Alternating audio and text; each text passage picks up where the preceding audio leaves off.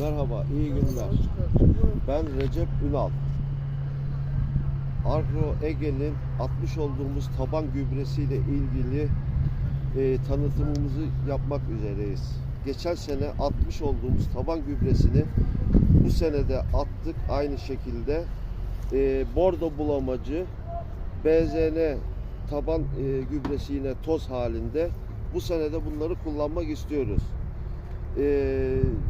Bu Agro Ege'nin tanıtımı için tüm çiftçi dostlarımızı Agro Ege'nin firmasına davet ediyoruz.